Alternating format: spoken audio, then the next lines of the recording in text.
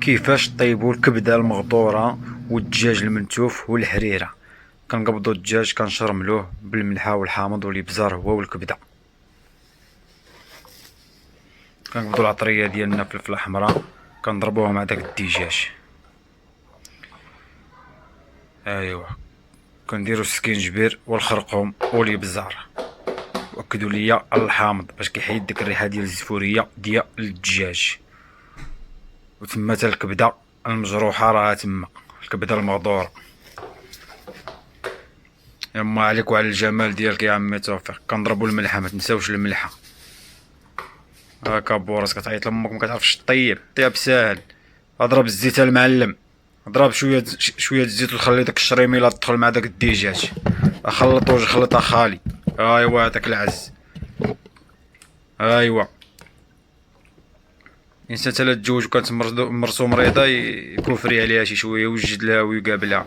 انا كنشرب داك الدجاج. نعم سيدي. ها نتوما مسكتوش من العطريه راه مضره. كنضربوها في الفران. نعم سيدي في الاعوف طيب. ايوا هنا الزيت والثومه غنضربو داك الكبده هنايا طيب. كنديرو داك الزيت والثومه ونخليوها تسخن تطلق. ايوا ها الكبده مغسوله حتى هي بالحامض وفيها الابزار. كنحكو جوج مطيشه ابو راس وتعلم الطيبه راس الطارو. كدير داك كبيده طيب في داك الطويجين مع داك الزيت والثومه. ها هي طابت. نعم سيدي تقلات كنحيدوها كنحطوها في الطبسيل. يلاه ساهل مكاينش بحال تعيطوا لوالديكم ما عرفنا ما نديرو.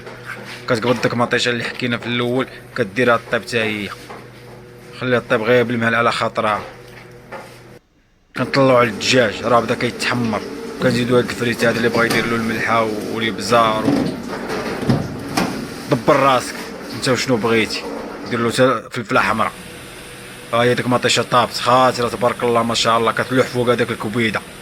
خليها تقلي على خاطرها المعلم. شوف كي خاطره تبارك الله المريقه. اتكي هي كعيط لمو امي راني ما عرفت ما ندير الفطور. حنا في الاواخر سيدنا رمضان. كديروا الحامض والهريسه خوتي ما تنساوش مع داك الدغيميره ديال المطيشه. ايوا ها هو في الاخر كي تتخرج. شوفوا القريبه كي تتخرج الكبده المغدوره. هاد الدجاج الدجاج المنتوف هو هذا. ها هو محمر. نعم سيدي. اضرب لي على الحريره. هي شحال الحولي. ايوا فطورنا واجد. وعيدكم مبارك سعيد. وعاونونا باللايك وبالبارطاج وشي دعوات الخير وكلشي. صلي على الحبيب.